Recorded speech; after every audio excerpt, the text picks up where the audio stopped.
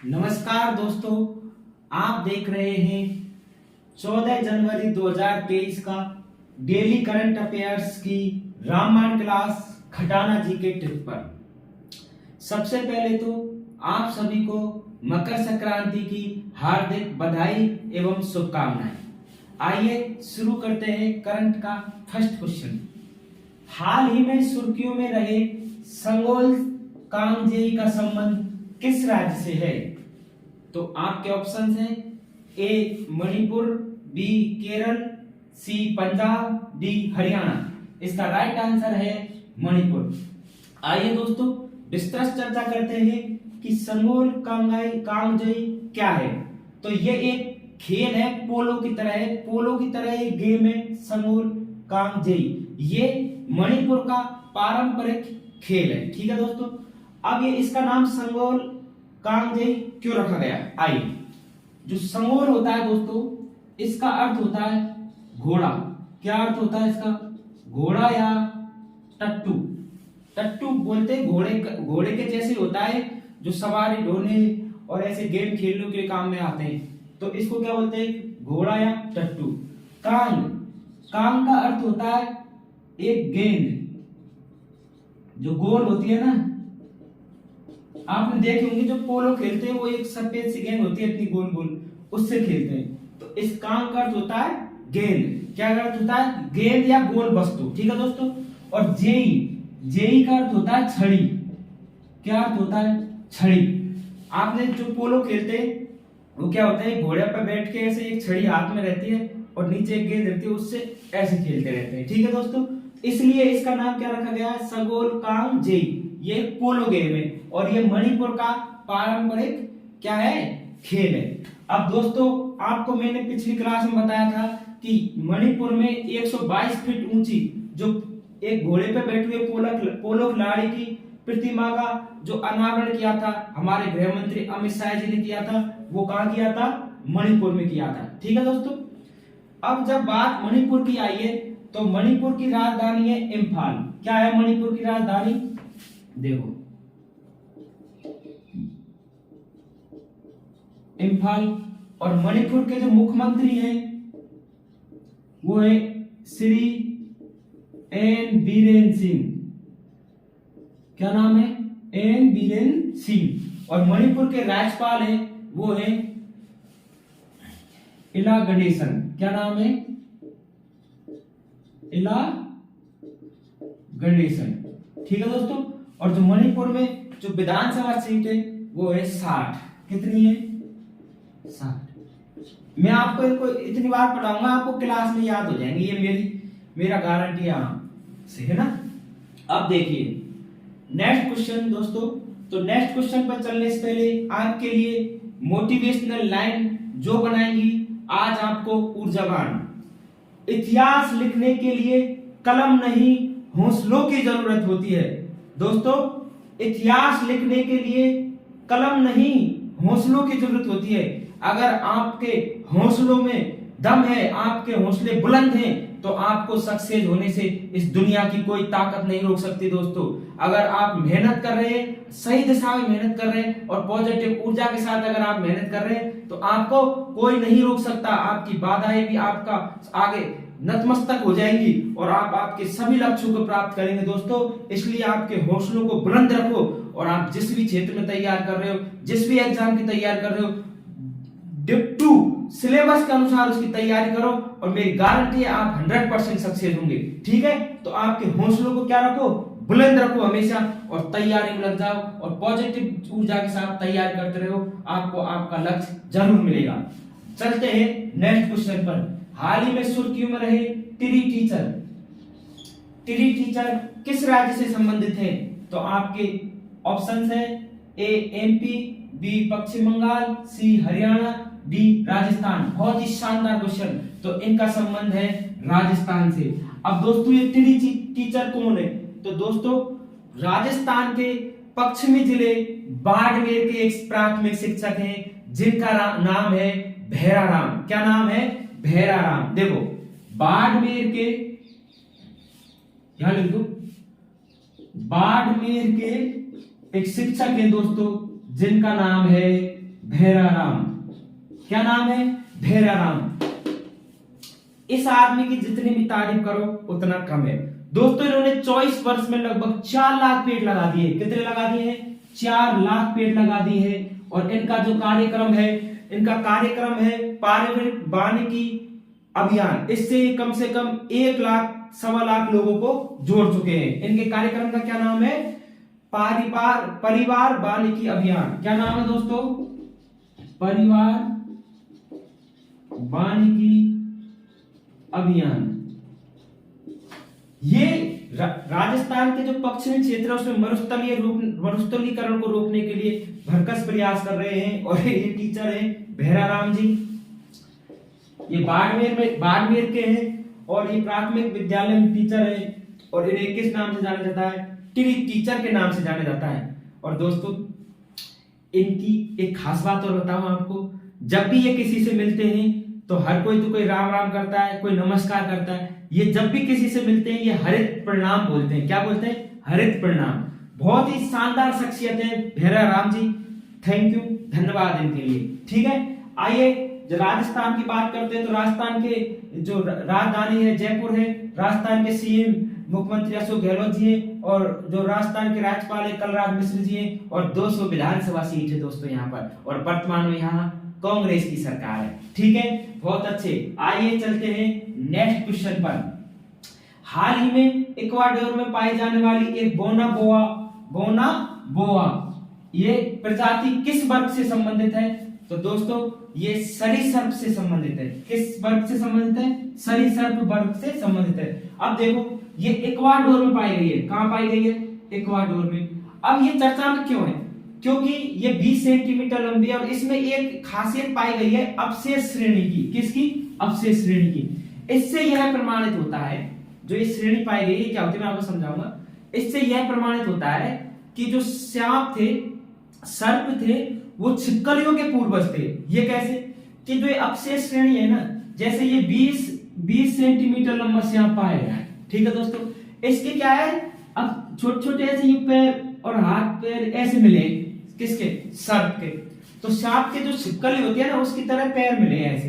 तो इससे ये प्रमाणित होता है छोटे छोटे अवशेष मिले उसके। ठीक है, तो इससे ये प्रमाणित हुआ है कि जो सांप थे वो छिपकलियों के पूर्वज थे।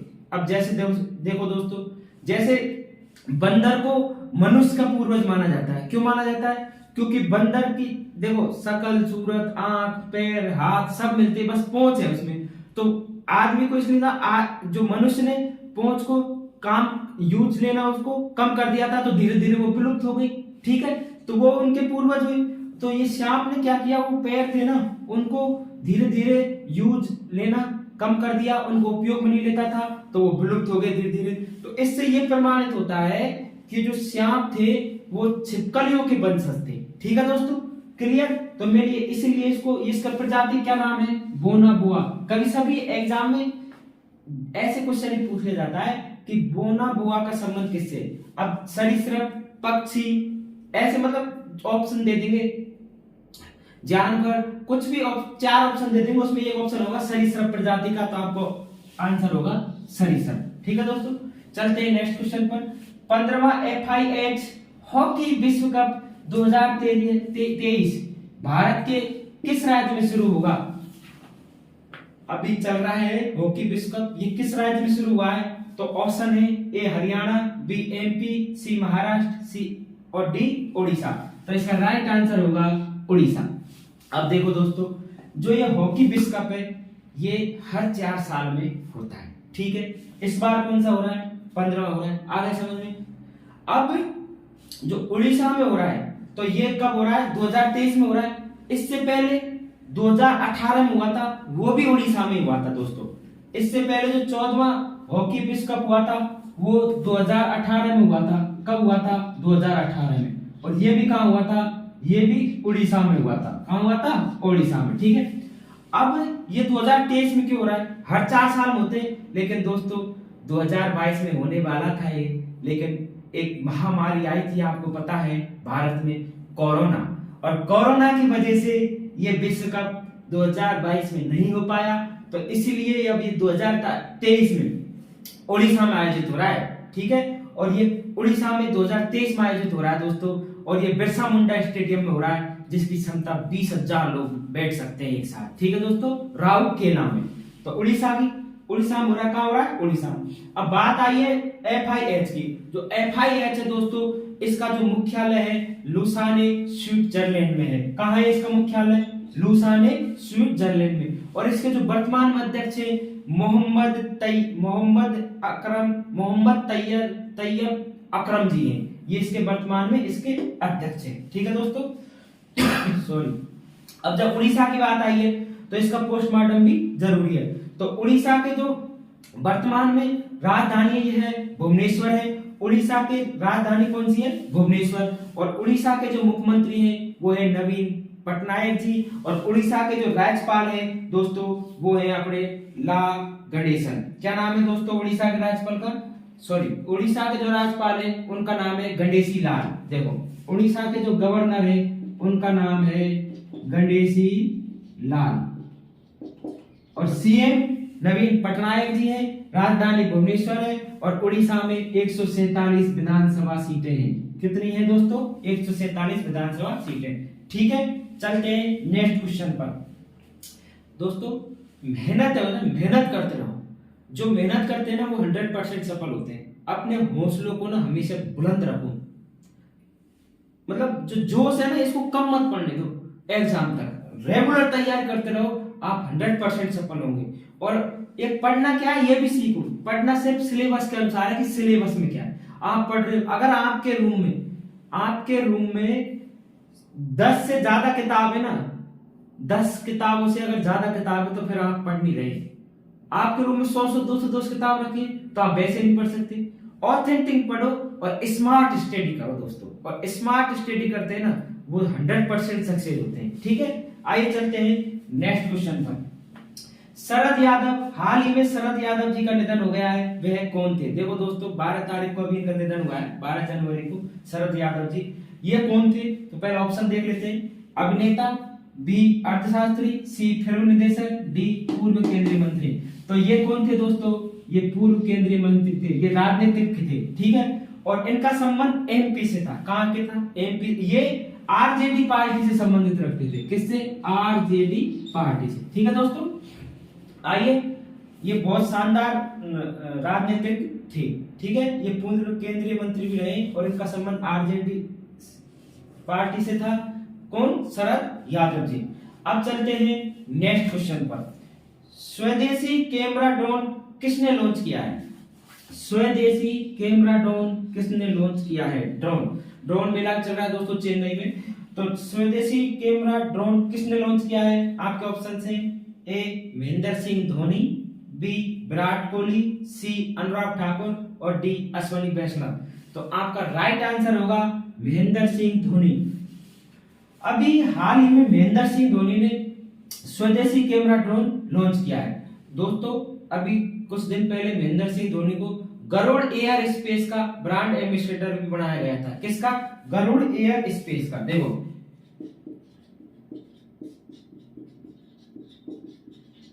ये कंपनी है गरुड़ एयर स्पेस। ये 2015 से काम कर रही है ड्रोन बनाने पे। इसको एम्बेसडर बनाया गया था, ब्रांड एम्बेसडर, ठीक है दोस्तों।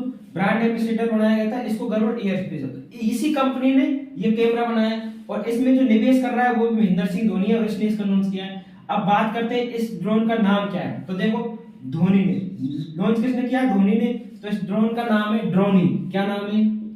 ड्रोनी। तो दोस्तों आप ये याद रह जाएगा।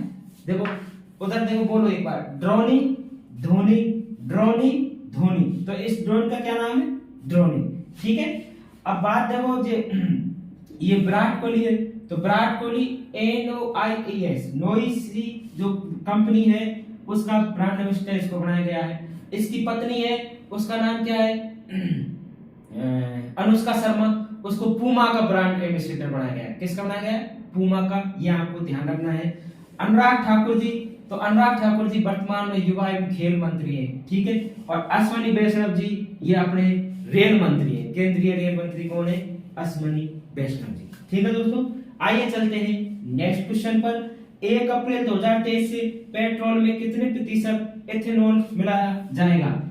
बहुत ही शानदार क्वेश्चन। कितने प्रतिशत इथेनॉल मिलाया जाएगा? तो आपके ऑप्शन से ए 30%, बी 40%, सी 50%, डी 20%। तो इसका राइट आंसर है 20%। अब देखिए दोस्तों, 1 अप्रैल 2023 से जो केंद्रीय मंत्री है अपने, जो केंद्रीय मंत्री है उनका नाम है हरदीप सिंह पुरी। क्या नाम है केंद्रीय मंत्री का? हरदीप सिंह पुरी।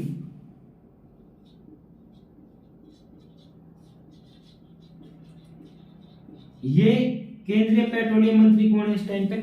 हरदीप सिंह पुरी। ठीक है दोस्तों, इन्होंने क्या घोषणा की है? इन्होंने बताया है कि हम 1 अप्रैल 2023 से पेट्रोल में क्या मिलाएंगे? इथेनॉल मिलाएंगे। अब देखो दोस्तों, ये इथेनॉल क्या होता है? ये एक एल्कोहल होता है। क्या होता है? एल्कोहल होता है। अब इसको क्यों मिलाया जाएगा? इसको मिलाने से जो पेट्रोल है उसमें कार्बन मोनोऑक्साइड और सल्फर डाइऑक्साइड की जो मात्रा है वो कम हो जाएगी, मतलब प्रदूषण कम होगा। फर्स्ट चीज तो ये है। अब जो ये इथेनॉल है ये किससे बनता है? तो दोस्तों ये मुख्यतः गन्ने की फसल से बनता है। किससे बनता है? गन्ने की फसल से बनता है इथेनॉल, जिसमें शर्करा होती है जिस पर। अब कहीं तो ये मत कर लेना कि जाओ गन्ने के बाड़ पे और गन्ने तोड़ो, उसको निचोड़ के उसके रस को गन्ने पियो नहीं और उसको उसमें डाल लो। किसमें? बाइक में, गाड़ी में, कि भाई अपने तो इसको मिला लो रे, इससे चल जाएगी। नहीं, ऐसा नहीं है। ये संशोधित होके आएंगे, लेकिन ये जो मुख्यतः जो गन्ने की वो है ना फसल, उसमें पाया जाता है इथेनॉल। ठीक है दोस्तों, अब ये क्या करेगा? ये कार्बन मोनोऑक्साइड और सल्फर डाइऑक्साइड की मात्रा कम करेगा, जिससे प्रदूषण कम होगा। ठीक है, तो ये कितना परसेंट मिलाया जाएगा? 20%। बहुत ही अच्छी बात है ये। नेक्स्ट क्वेश्चन और लास्ट, 23 और 24 जनवरी को जनजातीय नृत्य महोत्सव कहाँ आयोजित किया जाएगा? तो 23 और 24 जनवरी को जनजातीय नृत्य महोत्सव कहाँ आयोजित किया जाएगा? तो ये ऑप्शन से भोपाल, बी पंजाब, सी ईटानगर, डी नई दिल्ली। तो इसका राइट आंसर है नई दिल्ली। दोस्तों आपको पता है 23 जनवरी को पराक्रम दिवस मनाया जाता है। क्या मनाया जाता है? पराक्रम दिवस मनाया जाता है सुभाष चंद्र बोस के उसमें। तो पराक्रम दिवस के उनके उपलक्ष्य में पराक्रम दिवस के दिन से 23 और 24 तारीख को दिल्ली में अभी गणतंत्र दिवस भी आ रहा है, यहाँ पर जो प्रोग्राम हो रहे उसमें ये जनजातीय नृत्य महोत्सव कहाँ आयोजित किया जा रहा है? नई दिल्ली में। और पराक्रम दिवस कब मनाया जाता है? 23 जनवरी। ये क्वेश्चन कई बार एग्जाम में पूछा गया है। पराक्रम दिवस कब मनाया जाता है? 23 जनवरी। कब मनाया जाता है? 23 जनवरी। अब आपके लिए जो मोस्ट क्वेश्चन लेके आया हूं मैं दोस्तों, वो ये है जिसका जवाब आपको कमेंट बॉक्स में जरूर देना है। शांति कुमारी किस राज्य की फर्स्ट महिला मुख्य सचिव बनी है? हाल ही में शांति कुमारी किस राज्य की फर्स्ट महिला मुख्य सचिव बनी है? इसका आंसर आपको कमेंट बॉक्स में लिख के देना है कि आप कितनी पढ़ाई कर रहे हो, इससे ये भी पता चल जाएगा। आप शांति कुमारी किस राज्य की फर्स्ट मुख्य महिला सचिव बनी है, इसका आंसर आपको कमेंट बॉक्स में लिख के देना है। और ये क्लास आपको कैसी लगी कमेंट बॉक्स में लिख के बताएं, और इस चैनल को ज्यादा से ज्यादा सब्सक्राइब करें और ज्यादा से ज्यादा शेयर करें। मैं ये चाहता हूं कि ये क्लास उन गरीब बच्चों के घरों तक भी पहुंचे जो बड़ी बड़ी कोचिंगों में फीस अफोर्ड नहीं कर पाते। दोस्तों मैं चाहता हूं कि उनको फ्री में सब कुछ उपलब्ध करा दूं और उनको उनके जो माता पिता के सपने हैं वो पूरे हो जाएं, वे सरकारी नौकरी लग जाए। दोस्तों सरकारी नौकरी लगना ज्यादा भारी बात नहीं है दोस्तों, ये सिर्फ आपका भय है। इस भय को निकालो, क्योंकि भीड़ ज्यादा है लेकिन भीड़ में जो तैयारी करने वाले वो ना के बराबर है। इसलिए आप उनमें शामिल होकर और अपने लक्ष्य को प्राप्त कीजिए। और इस वीडियो को ज्यादा से ज्यादा शेयर करें और इस चैनल को लाइक करें, जिससे मेरा भी हौसला बढ़े और मैं भी अच्छी वीडियो बना के आपके लिए डालूं और आपके लिए मतलब अच्छे कंटेंट उपलब्ध कराऊं। और मेरी ये क्लास डेली करंट अफेयर्स की आपको कैसी लग रही है, इसको लाइक करें और कमेंट करके जरूर बताएं ये कैसी लगी, और शेयर करें दोस्तों, शेयर करना नहीं भूलें। मेरा चैनल का नाम खटाना जीके ट्रिक है, इसको सब्सक्रिप्शन और बेल आइकन का घंटी का बटन जरूर दबा लें, जिससे जब भी मैं कोई नई वीडियो डालूं तो वो आप तक पहुंच जाए। जय हिंद सर।